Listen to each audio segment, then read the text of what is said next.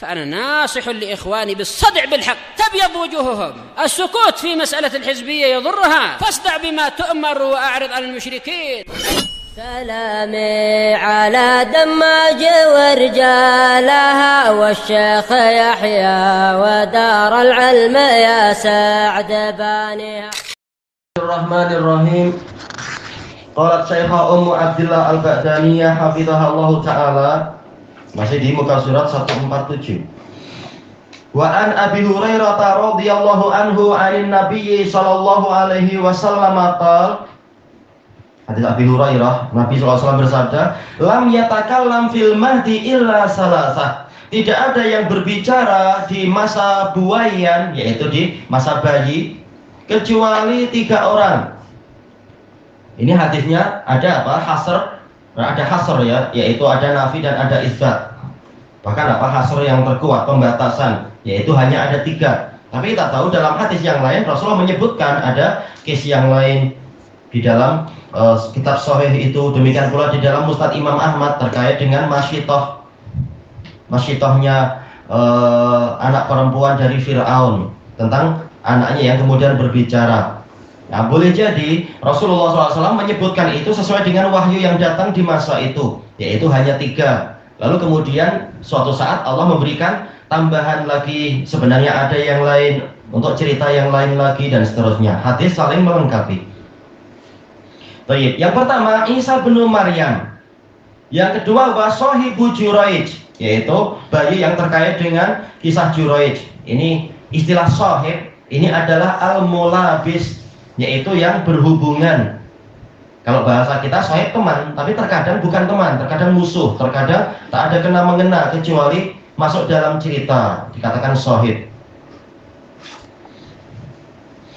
Wa kana Juraijun rajulan abida. Dulu, ya Imam ini cerita di masa lampau, Juraij adalah seorang lelaki yang ahli ibadah. Fattakhadha sauma'ah, lalu dia membuat biara, tempat peribadatan Bani Israel. Fakana fiha, maka dia senantiasa ada di dalam biaranya itu. Wallahu alam, apakah di masa itu ada dekat dengan Masjidil Aqsa atau jauh atau apa? Kenapa tidak datang ke Masjid Jami? Ini kita tidak tahu ceritanya. Yang pasti beliau memiliki masjid khusus. Fa'atathu ummuhu wa huwa yusalli. Lalu ibunya mendatanginya dalam keadaan dia sholat. Menunjukkan memang dia rajin ibadah, bukan sedang main game PUBG atau apa, mana ada itu. Baik. Tapi apa, memang rajin ibadah. Faqalat ya Juraij. Lalu ibunya memanggil, wahai Juraij. Faqal ya Rabbi ummi wa sholati. Dia mengatakan, wahai Rabbku, ini antara 2, ada ibuku dan ada sholatku, mana yang saya utamakan. Boleh jadi dia bicara di dalam hatinya, atau boleh jadi dia betul-betul berbicara. Karena kita tahu ini doa, boleh orang berbicara, bukan bicara ke orang lain, tapi bicara kepada Allah, itu boleh. Wa fa'aqbala ala sholatih, lalu dia melanjutkan memusatkan perhatian pada sholatnya. Dijelaskan oleh para pensyarah, ini adalah suatu kesalahan. Kalau kita lihat dari rangkaian hadisnya, tatkala ibunya ini merasa terdolimi kemudian berdoa, ternyata doanya dikabulkan. Juraij kena musibah. Ini menunjukkan apa yang dipilih oleh Juraij tadi itu keliru. Walaupun dua-duanya adalah penting, sholat hubungan dengan Allah, ibu jelas ini hubungan dengan hak orang yang paling wajib kita muliakan. Tapi ternyata kalau memilih sholat justru keliru. Kenapa demikian? Dijelaskan oleh para ulama, boleh jadi sholat Juraij ini adalah sholat sunnah. Adapun kalau sholat wajib, maka tentunya apa? Kewajiban kepada Allah wajib ditunaikan lebih dulu. Tapi boleh jadi ini adalah sholat sunnah. Baik. Kemungkinan besar sholat sunnah atau sholat wajib ini, kemungkinan besar kata para pensyarah memang apa, ini sholat sunnah. Adapun kalau sholat wajib, kalau memang dia ahli ibadah, tentunya apa? Dia akan datang berjamaah. Ma'ruf, karena apa? Kewajiban berjamaah itu memang kewajiban di zaman Bani Israel. Baik. Karena apa? Maryam saja diwajibkan untuk sholat bersama orang-orang yang di masjid itu, apalagi yang lelaki. Maka boleh jadi memang ini adalah sholat sunnah, makanya dia sholat sendirian di situ. Tayyib. Fansorofat, lalu ibunya pun pulang. Ibunya masih kasih udzur, mungkin dia sibuk ke atau apa.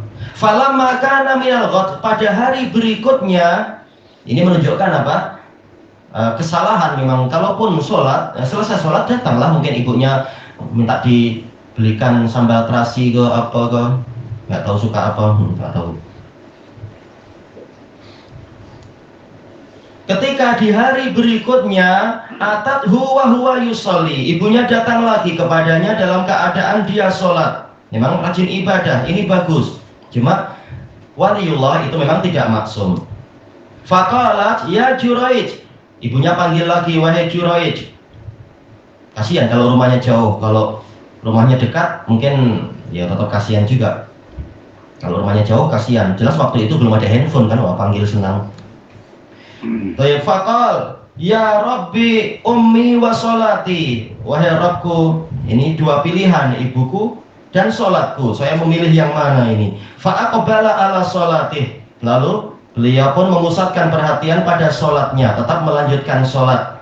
Kata para ulama, ini menunjukkan bahwasanya ulama memang lebih tinggi kualitinya daripada para ubat. Jelas semuanya bagus, tetapi seandainya dia tahu bahwasanya hak Allah itu dibangun di atas musamahah, pemaafan, sementara hak manusia itu dibangun di atas musyahah, sebagaimana dalam kitab usul fikih.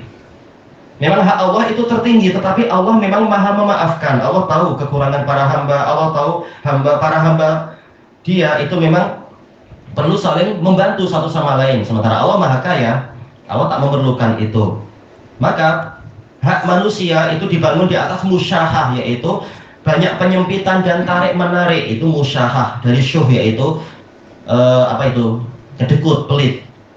Makanya Allah Ta'ala dalam dalil banyak sekali memaafkan hak dia demi dipenuhinya hak para hamba satu sama lain. Nah sekarang yang memanggil bukan sembarang manusia, yang memanggil adalah ibumu, wajib engkau untuk datang walaupun engkau tengah sholat, tentu kecuali sholat yang wajib. Nah ini menunjukkan bahwasanya walaupun beliau ahli ibadah, boleh jadi beliau tidak tahu ilmu tentang ini, kata para pensyarah. Nah, Nabi menjadikan ini sebagai pelajaran.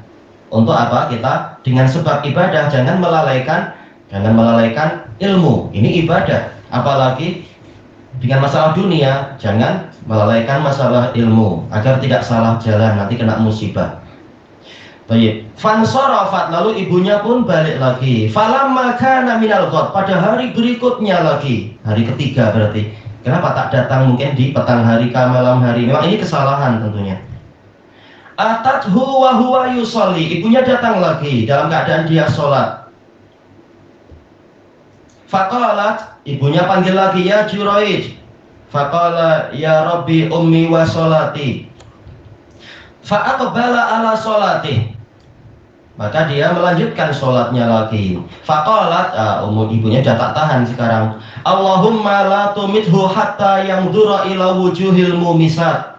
Ya Allah, jangan engkau matikan dia sehingga dia melihat ke wajah-wajah para perempuan pezina. Tetap doanya adalah apa? Dibatasi, tidak sampai ya Allah celakakan dia. Sekedar apa? Yaitu diuji dengan melihat sesuatu yang tidak terkait dengan ibadah. Ibadah itu hakikatnya kita menghadap Allah. Nah, sekarang ibunya minta agar dia dihukum dengan hukuman yang sejenis tapi berkebalikan, yaitu apa? Sekarang wajahnya akan sibuk melihat wajah dari para wanita pezina. Sekedar itu doanya, tidak minta sampai dia itu berzina atau dihukum mati dengan sebab apa. Ibunya masih sekedar minta itu aja dah. Jadikan wajahnya terpalingkan, sempat melihat wanita pezina, ternyata efeknya besar. Ternyata setelah itu sekedar doa seperti ini, efeknya ternyata panjang sekali.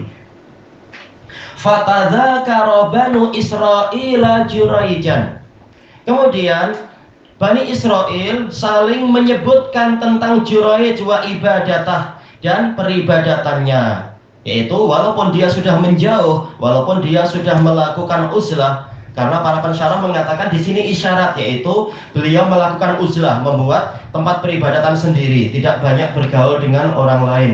Tapi tetap saja beliau jadi terkenal dengan ibadahnya. Karena memang Allah Ta'ala menghendaki, walaupun orang berusaha menyembunyikan amal soleh, tetap aroma wanginya itu akan disebarkan, akan dikekalkan. Dan dalil-dalil dalam Quran menunjukkan yang seperti itu. Wa kanat imra'atun baghiyun yutamassalu bihusniha. Dohirnya ini kanat, ini adalah fi'il madhi yang tamah, berarti imra'ah sebagai apa? Dohirnya sebagai fa'il, bukan sebagai isim kanat. Tayyib, ada seorang perempuan pezina yang dijadikan sebagai lambang kecantikannya, dijadikan sebagai permisalan. Oh, seandainya engkau secantik dia misalkan atau apa, ini yutamassal. Cantik fisikalnya tapi jiwanya kotor, naudzubillah. Kotor bukan sekedar karena berzina atau apa, tapi lihat setelahnya, faqalat in syi'tum la'aftinannahu lakum. Jika kalian mau, saya akan mengacaukan dia untuk kalian. Ini jahat sekali. Sudah tidak mengganggu, sudah menyendiri, masih didatangi juga, dirusak. Berarti memang perempuan ini jahat. Bukan sekedar berzina, tapi memang suka merusak orang. Orang sudah baik-baik, tak mengganggu, tak mengacau, dikacau. Na'udzubillah. Baik. Sekarang setelah perempuan ini berkata pada Bani Israel, saya akan mengacaukan dia. Asal dari fitnah adalah ikhtibar, tapi juga makna yang lain adalah yaitu apa? Fawudha, yaitu kekacauan, membuat kekacauan, membuat kesyirikan, kekufuran, semuanya masuk dalam istilah fitnah. Dan Nabi SAW tidak menyebutkan bahwasanya Bani Israel mengingkari. Makanya para pensyarah mengatakan ini menunjukkan terjadi tamaluk, yaitu persekongkolan. Mereka setuju aja. Nah, coba aja itu, ganggu dia. Menunjukkan memang Bani Israel memang banyak yang jahat. Nabi Musa saja sudah mandi sendiri-sendiri, tak mengganggu orang lain, masih dikacau, masih diburuk-burukkan, apalagi yang bukan Nabi. Baik, memang apa? Wa katsirum minhum fasiqun. Sebagian mereka memang ada yang pertengahan, tapi kebanyakan mereka orang-orang fasik, Bani Israel. Na'udzubillah. Qal fata'arradat lah. Lalu perempuan ini menyodorkan diri. Asal dari ta'arradha itu menyodorkan diri. Arat atau maknanya adalah i'taradha, yaitu menghadang. Intinya sama kan, mendekat, menghadap ke Juraij. Di mana ini? Entah, boleh jadi masuk ke biaranya tanpa minta izin, atau boleh jadi ketika Juraij keluar wudhu ke atau apa, kita tak tahu. Lalu dia menghadang. Intinya dia mendekatkan dirinya, menyodorkan dirinya di hadapan Juraij. Falam yatafit ilaiha. Ternyata Juraij tidak mau menoleh kepadanya. Ini memang rasa takutnya kepada Allah besar. Tahu dia akan digoda, maka dia memilih untuk tak mau. Menoleh pun tak mau. Fa'atat ra'iyan.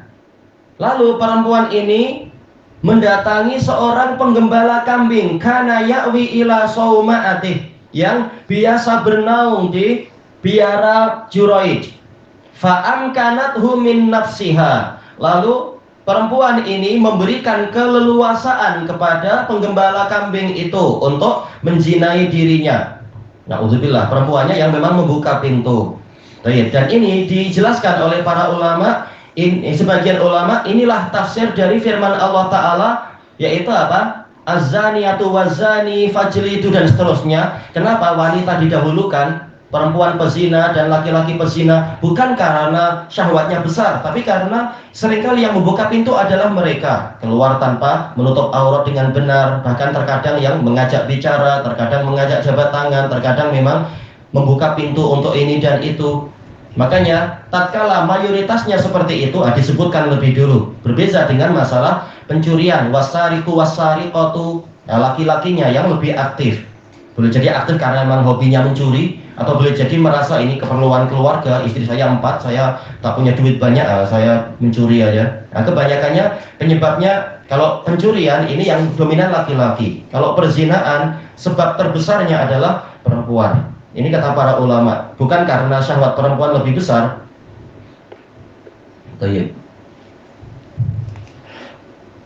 Fawaqa'a 'alaiha. Maka si penggembalanya itu akhirnya menzinai perempuan itu.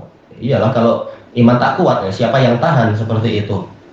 Dia tidak saya tidak minta, malah dia yang menyerahkan. Na'udzubillah. Ini fitnah yang sangat besar. Godaan syaitan boleh jadi kita mampu untuk menahan diri, tapi godaan perempuan memang lebih besar. Inna kaidakunna azim. Sesungguhnya tipu daya kalian wahai perempuan itu sangat besar. Sementara untuk syaitan, Allah Ta'ala telah berfirman, inna kaidah syaitani kana dha'ifa. Sesungguhnya tipu daya syaitan itu lemah, tapi senjatanya kuat ya, menjadikan apa, wanita sebagai senjata masing-masing menjaga diri jangan masuk neraka, baik laki-laki ataupun perempuan. Tayyib, fahamalat, lalu dia pun menjadi hamil, menjadi apa ini, mengandung ya. Tayyib. Nah, dijelaskan oleh sebagian ahli nahwu ini menunjukkan bahwasanya fa itu adalah bihasabih. Walaupun fa ini asalnya adalah menunjukkan apa, tartib bila muhlah, yaitu urutan habis ini tanpa ada selang waktu. Tetapi apa, terkadang fa itu ada selang waktunya, setelah berzina lalu hamil. Tak mungkin macam belon langsung tertiup besar. Jelas apa, mungkin 9 bulan kot atau 7 bulan baru hamil. Baik. Falamma waladat, dalam riwayat yang lain waladat, yaitu melahirkan, dan itu yang lebih kuat dengan tasdid, melahirkan. Qalat, dia mengatakan huwa min Juraij, anak ini adalah dari benihnya Juraij. Berkata pada siapa? Pada Bani Israel. Fa'atauh, lalu mereka datang kepada Juraij. Fastanzaluh, lalu mereka memaksa Juraij untuk turun. Istanzala ini boleh jadi ditolak, yaitu meminta dia turun. Kalau dalam digabungkan dengan riwayat yang lain, yaitu memaksa dia turun dari biaranya itu. Wahadamu sauma'atah, dan mereka meruntuhkan biaranya. Ini melampauinya Bani Israel. Melampaui dari sisi mana? Disebutkan oleh sebagian pensyarah, yaitu mereka yang membuat tipu daya bersama perempuan itu. Tahu-tahu kemudian apa? Perempuan itu mengatakan, oh saya hamil dengan sebab Juraij, ini anaknya. Langsung mereka pura-pura tidak tahu, oh kita serbu Juraij. Padahal mereka tahu ini hasil dari tipu daya mereka sama-sama. Tapi pura-pura tidak tahu, oh Juraij kamu jahat. Padahal kalian yang membuat tipu daya, mereka sudah tahu itu. Baik, sekarang yang bersalah siapa? Juraij. Lalu apa salah dari tempat ibadah? Diruntuhkan sekalian. Nah, ini adalah kejahatan mereka. Memang berarti mereka lah yang pengganas, teroris, meruntuhkan tempat ibadah orang lain, padahal yang salah orangnya. Misalkan tempat ibadahnya salah apa? Waja'alu yadribuna, mulailah mereka memukuli dia. Baik, ini kejahatan yang berikutnya, bukan sekedar menuduh dan mengusir, mengeluarkan dia dan meruntuhkan gereja atau biara itu, tapi bahkan memukuli dia. Dengan hukum mana? Bahwasanya perzinaan tanpa ada hakim, tahu-tahu sudah langsung menegakkan hukum memukuli dan seterusnya. Harusnya dibawa ke hakim lebih dulu, kemudian diselidiki, dilihat ada uzur atau ada syubhat atau apa, saksinya siapa. Karena ini perempuannya adalah muddaiyah, yaitu yang mengklaim, menuduh. Bayinahnya mana? Sementara belum tentu bayi itu adalah bayi dia, kemungkinan itu banyak. Baik. Faqal ma sya'nukum, Juraij bertanya, ada apa dengan kalian? Beliau tanya dulu. Qalu zanaita bihadhil baghi, maka mereka mengatakan engkau berzina dengan pezina ini. Baik.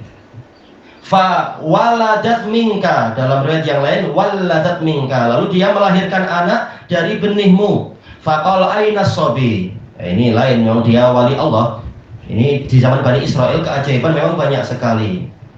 Nah, maka beliau dengan cara yang sangat khusus, tidak dengan cara biasa. Jelas kalau kita, taklah bukan saya lah, begini, ini alibinya tanggal sekian begini. Nah, tapi Juraij memang ini lain caranya.